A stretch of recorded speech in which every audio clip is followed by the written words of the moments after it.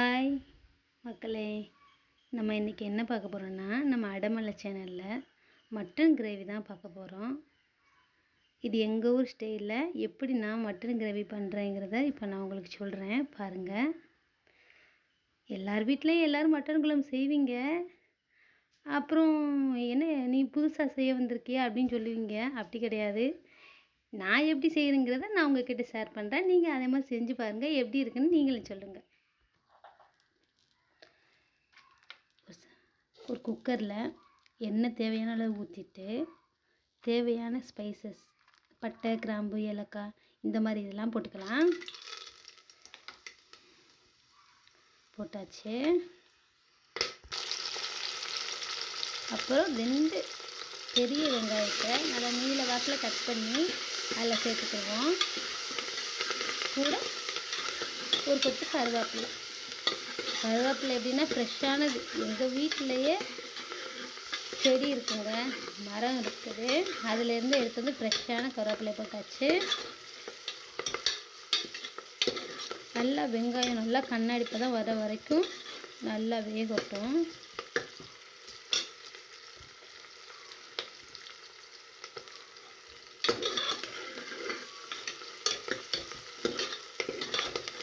அது வேகிற அந்த இதுலையே நல்லாயிருக்கும் பாருங்கள். நல்லா வேகட்டும், வெங்காயம் நல்லா வேகட்டும். இயல்பு எல்லார் வீட்லேயும் நம்ம செய்கிறது தான்.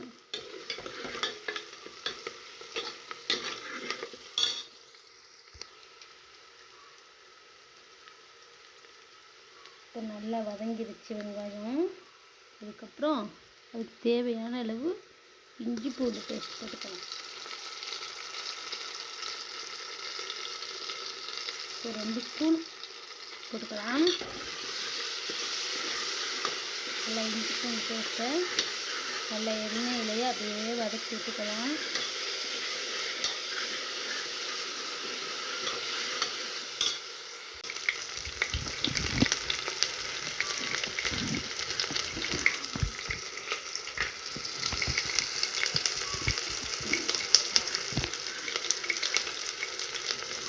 தேவையான அளவு நம்ம காரம் கொஞ்சம் கம்மியாக தான் போடுவோம் நம்ம வீட்டில். அதனால் காஷ்மீரி சில்லி மட்டும் நமக்கு போதும்.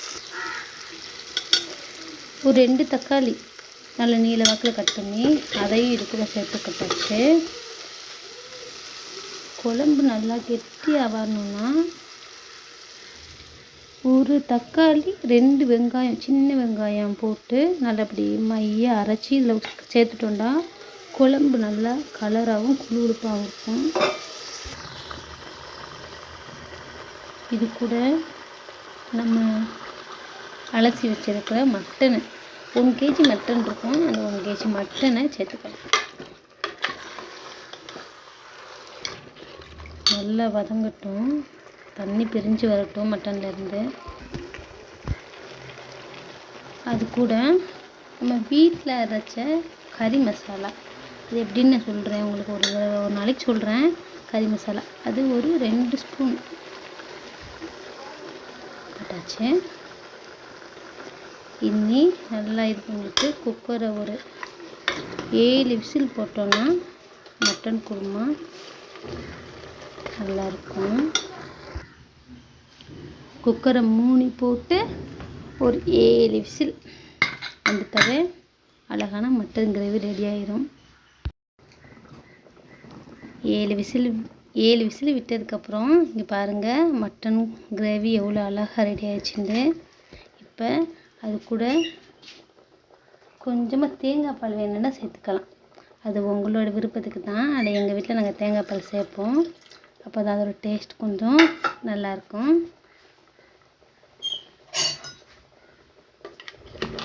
ஒரு 5 நிமிஷம் தேங்காய் பால் வந்து இறக்குற ஒரு 5 நிமிஷத்துக்கு முன்னால் ஊற்றிட்டு ஒரு 5 நிமிஷம் கொதித்து வந்தாலே அழகான கிரேவி வந்து நம்மளுக்கு ரெடி ஆயிரும். ஃபைனலாக நம்மளோட மட்டன் கிரேவியும் வெள்ளை சோறுக்கும் டேஸ்ட் அட்டகாசமாக இருக்கும். நீங்களும் உங்கள் வீட்டில் செஞ்சு பார்த்துட்டு கமெண்டில் சொல்லுங்கள். இந்த மாதிரி செஞ்சு கொடுத்தீங்கன்னா மட்டன் சாப்பிடாதவங்க கூட நல்லா விரும்பி சாப்பிடுவாங்க. இது எங்கள் ஊர் மாடல் மட்டன் கிரேவி. எந்த மசாலாவும் சேர்க்க தேவையில்லை. நல்லா இருக்கும். வீட்டில் அரைச்ச மசாலா வச்சு நம்ம பண்ணுறது. ட்ரை பண்ணி பாருங்கள் நம்ம அடமலையோட ஆட்டு கிரேவியே.